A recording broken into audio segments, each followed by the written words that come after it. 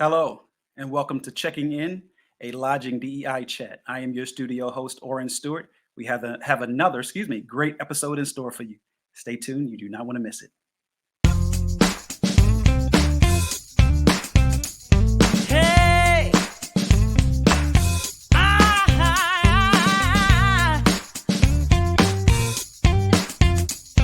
Yeah! Hey!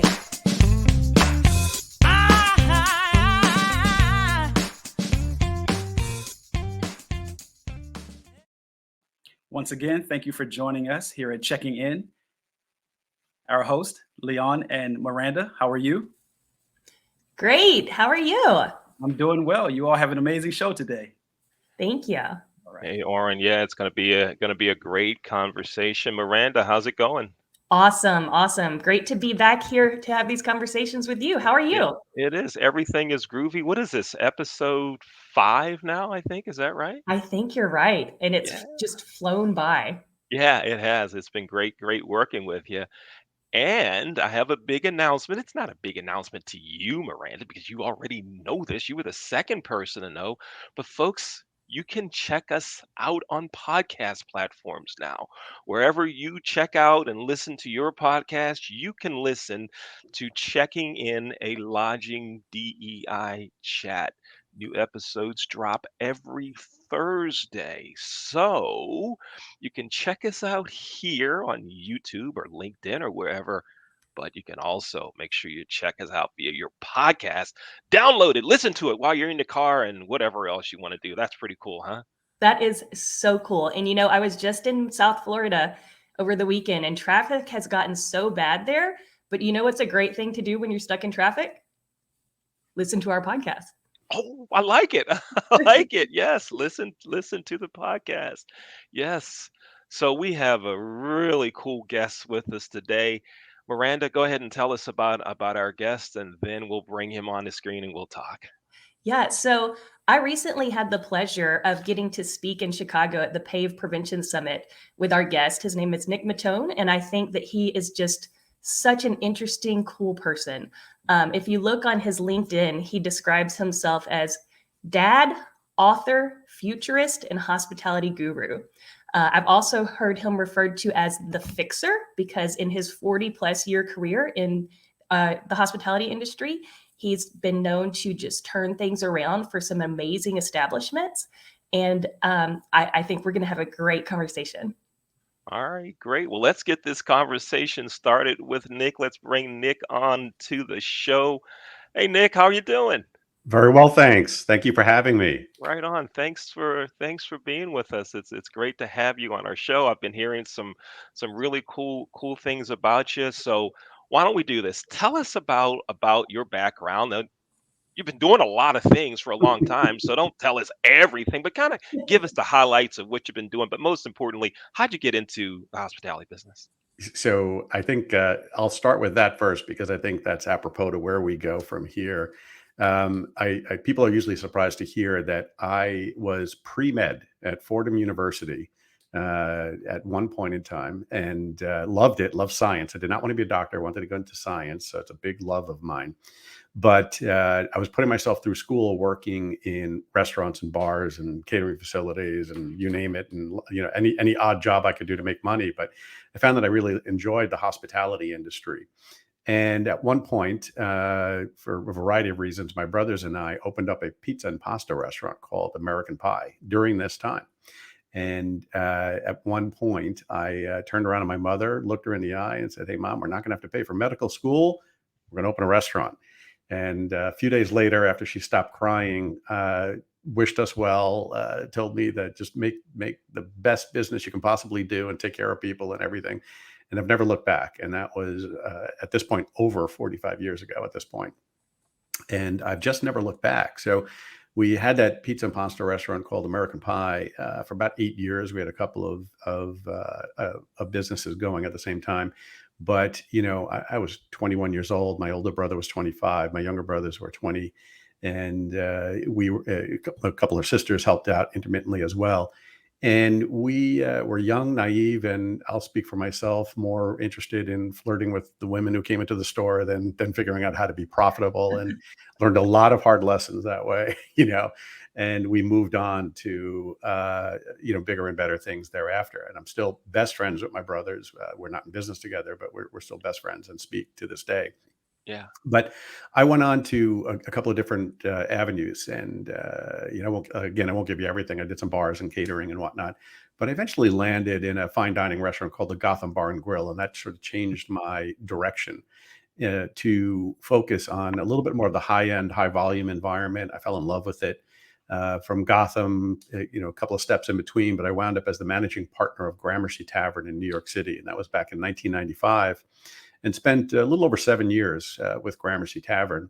And I think most people know me reputationally there. I think we built one of stand on firm ground saying one of the best restaurants in the country, if not one of the best in the world. So I'm very proud of that achievement. And I'm very proud of the core values that we brought there, which I hope we get to talk about a little bit later. In 2003, I left to start my own management and consulting firm, Mautone Enterprises. And I've spent the 2 decades since, at this point, helping other businesses open, operate, or turn around whatever they need. I have a particular love of the young operator or first-time young chef who wants to open their first business and help them go from zero to post-opening success. It's just a personal passion of mine. I like being on the ground with people and mentoring them to get to the next level. But as Miranda alluded to, I happen to do very well in the turnaround mindset. And coming in, I'm a little bit more of the unflappable type. So I take all the different pieces of a business that's not doing well for whatever reason and help turn it around. And I've really enjoyed that over the years. And most notably, I did that, and most recently at the Rainbow Room in New York City, which sits atop 30 Rockefeller Plaza. So an iconic property that was not doing well, came in 2015 with our team, flipped it to do extraordinarily well. And hopefully it'll be there. It's already, I think it's probably celebrating its 95th birthday this year. Right And on. hopefully it'll be there for another 95 years. And Yeah. so I, left Rainbow Room was owned by Tishman Speyer in 2019, and have been, casually consulting and working on some nonprofits. And Yeah. more recently with an organization called PAVE Prevention is where I met Okay. Dr. Miranda. That's And where you so met that her. leads us to this podcast. So Yeah. we'll keep it there, and you can ask me any questions you want on the background. But I All could right. go Right in on. depth, but I think that's good. I hope. I like it. That's awesome. Yeah. And I've heard you many times talk about culture and core values. Could you share with our listeners what you believe to be a positive culture for any organization? Yeah. So there's many different ways to approach developing a culture in a business, right? And unfortunately, what often happens is by not thinking about it out loud, not talking about it out loud, not bringing all the stakeholders into play, meaning I, as an operator, need to engage the frontline staff, whether it's a line cook, a server, a bartender, host, whatever, and all the managers, of course. We need to engage them in that process, right? You don't just let it happen. And unfortunately, and this is part of the negative example, we've seen people who don't work on building a positive culture by default have often created a negative culture, right? They don't understand how to deal with the people and so on. So I come at it from a different angle, and we want to create the culture first. And we put a lot of effort into that. And so I won't get into the entire process, because I think that's probably a show in and of itself, and probably a couple of hour conversation. But in essence, you look at what values are important to you as the business owner, right? And if you ask most people, the first thing they say is profitability, right? We got to be profitable. I get it. But with my former partner and boss, Danny Meyer, who I hold in the highest regard possible, we came up with a different philosophy. And if you don't mind, I'll bend your ear on that for a moment. We decided that the employees are number one, and we put them at the top of the list of core values. And by virtue, you probably heard the expression, the customer is always right, right? They get the benefit of that every time, right?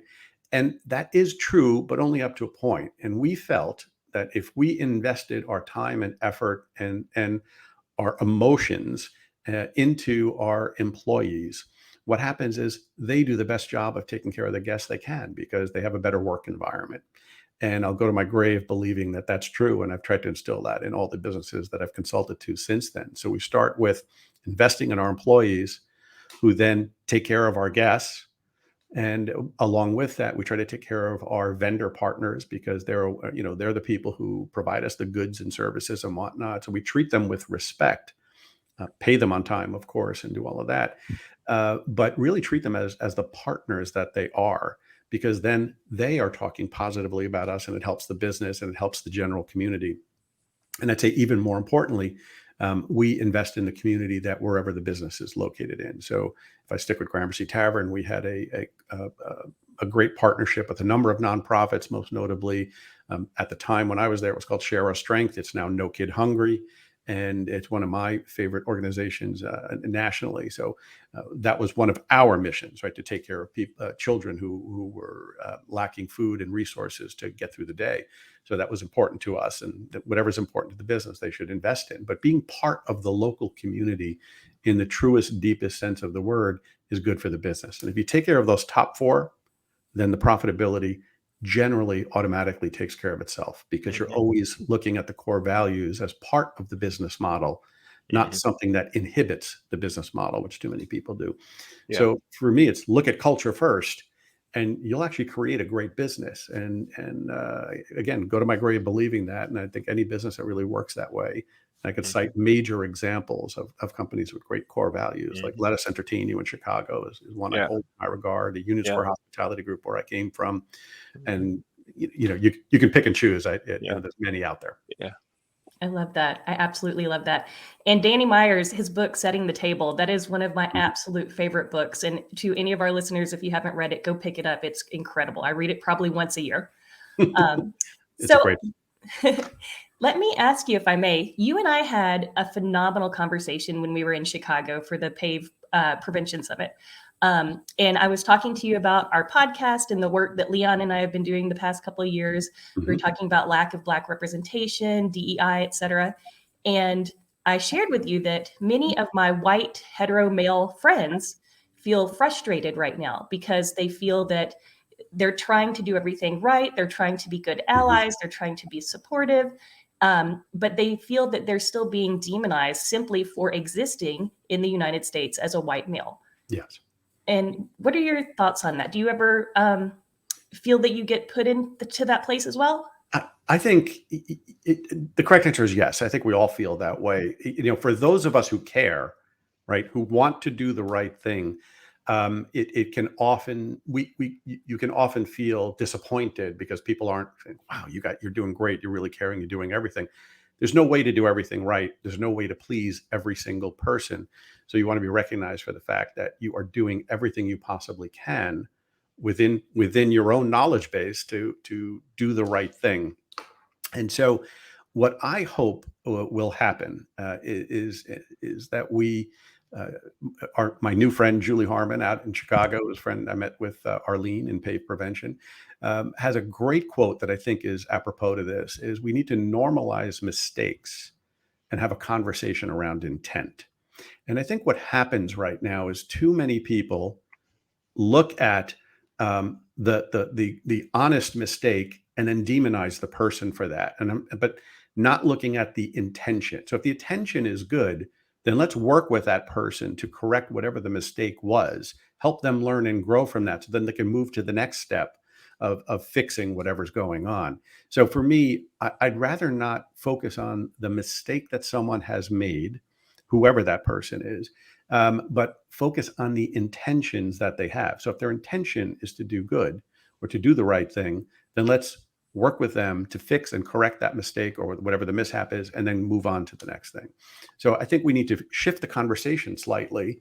And I will also go out and say, like, men like me, right, white males in my industry, the hospitality industry and everywhere, need to stop being as defensive. And I often coach people to listen to understand, not to reply. And it's very hard. And that's why I train leaders. And I admit, I have times where I don't do that very well. But when you listen carefully, And when you listen as adeptly as you possibly can to what the person is saying, not just the words, but the meaning behind those words, it makes it a lot easier to then bring the conversation back to how I can help. And that's probably the third point in fixing this, for us white males, if you will, is start thinking not about being demonized for what you're doing. Just turn around and say, how can I help make this better? And Mhm. by doing that, the onus is now on the two of you, whoever you're engaging with, to come up with a solution, as opposed to just getting my feelings hurt or feeling like I can't do anything right, and then shifting gears and going down the wrong path. So I think, really listening carefully to understand, normalize mistakes, focus on and have a conversation around intent, and then really ask the deep question, the important question: how can I help? How can I make things better? Mhm. Nick, when you talk about the white male feeling demonized, and particularly when we talk about it and focus in on that in the hospitality business, as a black male growing up in the Mhm. business, my supporters were all white men. Hmm. Right? Now, here's the thing though. Yes. First, I didn't recognize the support they were giving me until way, way, way down the road, Interesting. years later, when I look back on it and go, wow, that guy was supporting me. Here's something. First, I think it's important for white men, white ladies too, that when you're doing the right thing, tell the story. Hmm. It's okay to do that. Now that doesn't mean you go on LinkedIn and say, "Look at this black guy that I made a general manager." No, it's No. not that, right? But it's saying this person started with me and they are a GM now, right? Hmm. It's okay to share that story. The second thing is, I think it's important that those that you've mentored, those that you help along the way, that Hmm. they not be afraid to say, "Nick helped me." That's right. Right? Sometimes folks are afraid to say that. I think we need to get more of those stories out there.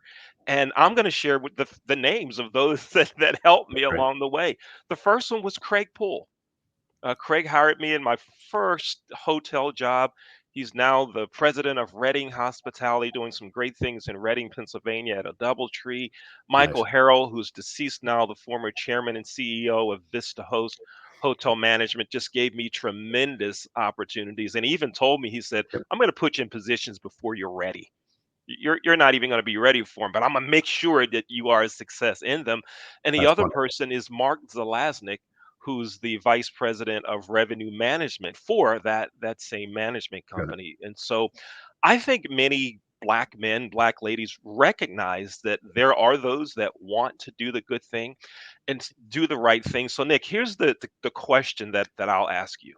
Please. When you roll all of that in together, when you see someone that's not doing the right thing, or someone that has failed and they want direction on it, how often do white men have the conversation about, I want to make it right, I want to help get it right for folks like you that are doing it right? How often do you counsel, share, encourage others like you to get it right? I would say the correct answer is probably not enough, but I think it's fairly often. So for me, I have a process of, well, I'll call it the evaluation process, that I would hold managers specifically 4 times a year. And a couple of times it's very formal, it's sit down, it's written, and this is what you've done really well, this is where you need to work on, and this is what I hope to see, and these are some of the goals you have. And at other times, it's a little bit more casual. But there's 4 specific times during the course of the year where I will sit down with them to try to burnish. I use the term burnish what's good, and then work on what needs correction. And so, on a formal basis, that's probably, you could look at it and say, I need more than that. But there's a lot of informal moments throughout the week, the day, the month, that you need to just pull someone aside and say, hey, I noticed you talking to so and so. This is what I would do. This is how I would do it better. So Mhm. to that end, I had developed a process, and this is when I was the owner operator, or in the case of Rainbow Room, the managing director, and so on, where I would have a 15 to 20-minute meeting every single day with the entire leadership team, who was available because it's a long, big business, and some people just have to be on the floor working. And that might include a maitre d' or a host who is ultimately an hourly employee, but who is affecting whatever's going on in that day. But every single day, have I'll call it a pre-shift meeting with the leadership team to go over what went right or wrong the day before, what we need to accomplish today. And it's not just, okay, Dr. Miranda's coming in and she likes, gin martinis and we need to make sure we have it right. Something. I'm just making that up. So, but that's one aspect of it. But it's really what happened with our team the day before or the week before that we need to focus on, and then we can correct that today. And if you do that as a group setting where no one feels like they're being put on, where if I say, hey, Leon, yesterday you did a really great job, but you made a mistake here, that's not to put you on the spot. That is so that everyone learns from that issue. And I'm talking about the daily steps, nothing that would personalize. If it needed to be a private conversation, I'd have a private conversation. But by having that moment every day where the team connects, you build a broader and stronger connection where people are actually talking about what's going wrong. And most importantly, they're fixing it so that it becomes what we're doing well. Mm-hmm. My name is Leon Thomas, here with Dr. Miranda Kitterlin Lynch and our guest today, Nick Mautone. This is Checking In, a lodging DEI chat. New episodes drop every Thursday on YouTube and LinkedIn, and you can check us out on your favorite podcast platform. If it's not on there yet, it will be soon because they're slowly rolling out. Leon Thomas, Miranda Kitterlin Lynch, again here with Nick Mautone. Nick, one more question from me regarding the white male piece of this puzzle Sure. that we're dealing with. I think that when we look at corporate websites, when we look at corporate leadership, there's still not a lot of women, not a lot of Black That's very true. individuals there, right? And you think, why is this, why is this not happening? Mhm. And I also think that along with in the corporation, in the company, also the vendor process, that we need to look more into that area to make sure Mhm. that the folks that we're doing business with, the folks that we're spending money with, are aware that we would like to do business with companies that are diverse. So That's correct. what are your thoughts, suggestions on that? And then I'll listen to your answer, then Miranda's has the next one. Certainly. And those are two extremely important questions. And let me take the first part of that first. Not seeing enough African American, Black people or women in those leadership positions, particularly in those larger corporations. I think there's a lot of mistakes we as leaders, owners, operators make, right? When I look for a manager, what's the first thing most people do? I go to my network and I say, hey, Joe, hey, Jane, I need a manager. And this is, the salary, blah, blah, blah. Do you know anyone? And of course, that network will bring people to be interviewed. Mm-hmm. The problem with that is very often our network are people like us, and in my case, white men who were going to recommend another white male because that's our network, right? And whatnot. However, you need to force the way out of that by reaching out to other people. As you mentioned, vendors. Reach out to your vendors to talk very specifically what you're looking for. Reach out to your customers. Reach out to networks that you don't have, your hospitality association, and broaden the outreach in such a way that you're finding leadership in the diverse communities that are out there. Yes. And I'll go one step further. We have employees who are Black, Latino, et cetera, et cetera, and certainly women. And you need to ask them, I need a manager. Do you know anybody? Because by stretching your outreach, you will find the right person one way or another.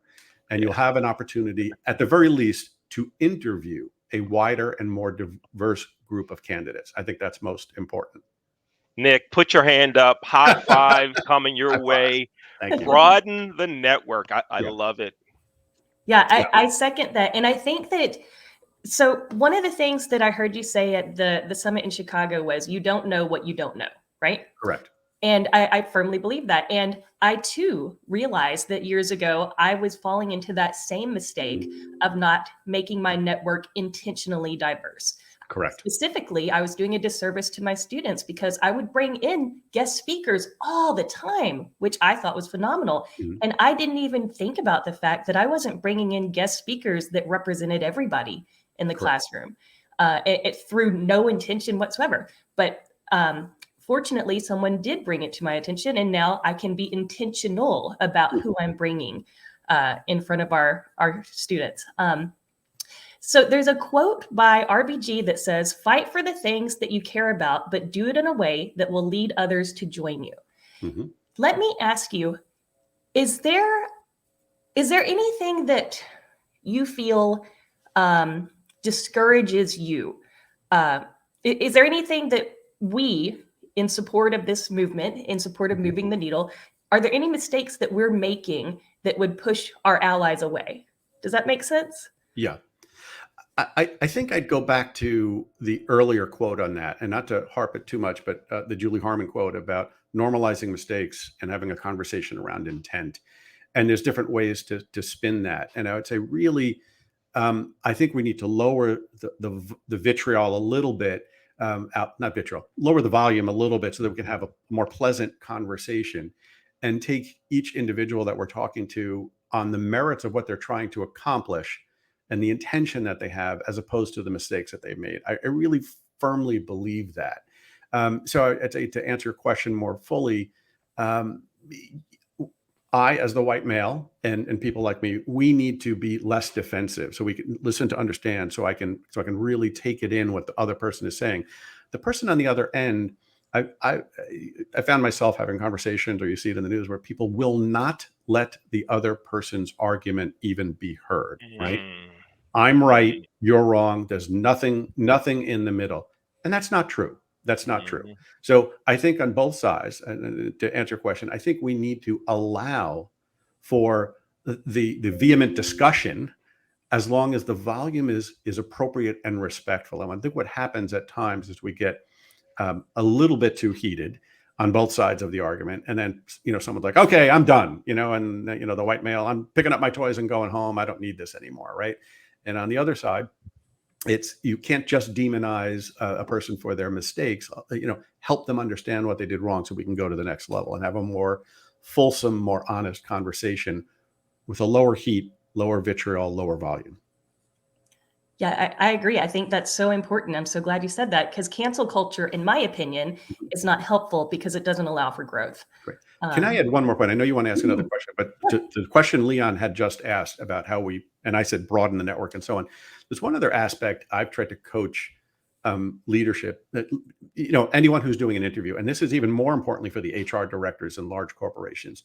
What I've experienced in hotels and large companies specifically, and a lot of independent restaurants, is I'm looking for a manager, and I say they must, right? You see this all the time, must have 5 years experience in a similar operation, must have an MBA in business, blah, blah, blah, blah, blah. I take that, crumple it up, and throw it away. And I can give you innumerable stories, but I'll give you one of my favorites. It happened to be a woman, but this has happened over the years with people of different ethnicities. Mary Mraz, and she's one of my favorite people on the planet. And the resume comes through, and the application comes through. This is at Gramercy Tavern. Forgive me. We were looking for a server, and people looked at her resume and said, "Wow, she's only worked at Kentucky Fried Chicken in Kansas City. I mean, why would we hire her?" But you look at the resume, and you look at the application, and you look at the answers that she gave to some of the random questions. She had worked 5 years here, 5 years there, put herself through school during that time. So what does that tell me? It tells me that you have someone who's got my core values, someone who is going to stick with the job. I interviewed her. People thought it was that she has no experience. It doesn't matter. My God, she was one of the best people I've ever hired in my entire life. Went on not only to be a great server, and then a captain for us. She became a manager. Then she became an owner operator in her own right. And so what I urge people to do is to stretch their thinking beyond, I need this experience, to, I want to find a good person, wherever that may be, train them into the job that I want them to do. And if you can't train them into the job, then you really have no business being a manager or a leader in that business. And that I'm adamant about. So I started to confiscate the time, but I wanted to get that point out because I think it's so relevant to the question that Leon had asked a moment ago. Absolutely. No, that's time well spent. I think that's fantastic. Thank you for sharing that. And for the record, it's vodka martinis. Always Oh, vodka sorry. martinis. Never Sorry. That's great. So I want to ask you something just a little bit off topic, but something Please. that I found to be interesting and admirable. When I looked at your LinkedIn profile, the description that you've provided for yourself, the very first word describing who you are, and now granted, you're very accomplished. You've done a lot of things, but the very first word is dad. Tell me about that. So I am truly blessed in every sense of the word. I have a 29-year-old daughter, Alexandra Mautone, living in New York. She's well, of course, she's one of my favorite people. She's my best bud. Now that she's, of legal drinking age, we go out and have, bourbons together. She happens to like whiskey. My son Nicholas is 16, and we're also best buds. We cook together. We go to the gym together. He's driving now. He drives me around. That's really, really great. The reason I put that first is because I love being a dad. I love having my kids. I love being friends to them. I devote a lot of time to them. That doesn't mean I love going to my son's basketball games, my daughter's shows when she was in grammar school and high school, and in the arts. I love hanging out with them. And I think that kind of goes back to the core values, right? I want to take care of my kids. Then I know my family is safe.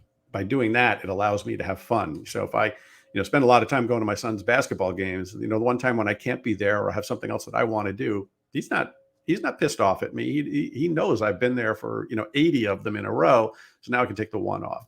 And it also flows into the business mindset, right? I think of my employees. I don't want to say they're my children because that kind of demeans them. But if I think of it in the same sense that a dad would care for his children and a mother and a father would care for their children, I feel the same way with my employees. That I want to care for them in the truest sense of the word. I want to help them excel. I want to help them grow, and so it's really important to me. And I'll give you one other quote that I've always loved is, "I'm a dad when I get to say yes, and I'm a father when I have to say no." And I think it's true in life and business, in both ways. And sometimes we have to say no, and we have to be the disciplinarian. And that's when I'm the manager of my employees. And other times I'm the greatest boss in the world because I get to say yes. So. Mm-hmm. That's perfect. Leon, did you? Nick, this has been a great conversation. I want to make sure that our viewers and listeners are able to get in touch with you. However, so let's display Nick's LinkedIn profile. And I'll ask our producers to go ahead and scroll with whatever else we have on Thank Nick. you. You Thank guys you. have been running it through, but I think it's going to be so important for our listeners and viewers to be able to contact Nick. Now, Nick, one of the things you talked about was lowering the volume. Yes. And I want to encourage you and everyone to watch another show that we produce at the Leon Thomas Group. It's called Real Thoughts and Conversations. And on that show, we bring I'll look folks forward. on that have opposing views, but we want to discuss them in a civilized manner. And so Oh, absolutely. the host of the show doesn't pick a side. It's ask a question, listen, Mm-hmm. let me clarify, let me clarify. And I think if we were to do that in our neighborhoods, in our businesses, in our meetings, that we could solve a lot of things or at least move things in the right direction if we have those basic listen and Absolutely. understand conversations. But sometimes, as you know, and Miranda, as you know, we just don't do that. It's all Yeah. the time, and we've just gotta stop that. So it was so cool for you to mention that. Thank you. I think As you're part right of on target. part of And your I think if comments. I use the Abraham Lincoln example, right, who famously had this team of rivals, right, in the interest of getting opposing viewpoints into his cabinet, he had people that ran against him at one point in time, people that didn't believe in what he was doing, people who were racist. I'm sorry to say that, I think it was his Secretary of War at one point. But he needed those other counterpoints so that he could come up with the right decisions at a most crucial point in our country's history. And too many senior leaders are afraid to have a contrasting viewpoint. So everyone around them has a similar viewpoint. The term is yes men, in many respects. You need someone to contrast that viewpoint. I know I do as a leader, as a manager, because very often I'm learning from the people who are giving me a counterbalance and a counterpoint. And not enough people in the world today in business and leadership try that. They have too many voices around them that are just mirroring back to them what they want to hear or think they want to hear, as opposed to what they need to hear. And we all need to hear a counterpoint to our thoughts. Yeah, yeah. We have about 3 minutes remaining. Miranda, I'll turn it over to you for the final question. Yeah, I like to ask people this, and love to know what your answer is. If you could go back, what would you tell your 20-year-old self? Wow. And it can only be one thing. It's a great question. For me, and this is me personally, I would say focus more, because at 20 years old, granted, my brothers and I were starting our own business, but we were all over the map, right? Find what you're doing really well, burnish what you're doing really well, and then look at what you need to work on and try to find a way to fix it or to learn how to fix it. My 20-year-old self was a little bit unfocused, a little bit looking to have fun, even though we were having business and supporting a family and all that. So I would say focus more.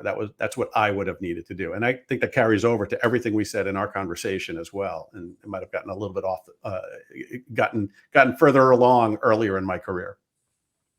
That's good advice. Thank you. Leon? Nick Mautone, thank you for being a guest on Checking In, a Lodging DEI Chat. It's been a great conversation. Thanks for spending some time with us. Thank you. It's been a pleasure being here. Let's bring on our studio host, Oren Stewart. Hey, Oren. Hello, how are you all? Such an amazing show. Yes. Thank you for joining us once again for another great episode of Checking In, a Lodging DEI Chat with Miranda and Leon. I am your studio host, Oren Stewart. See you next time.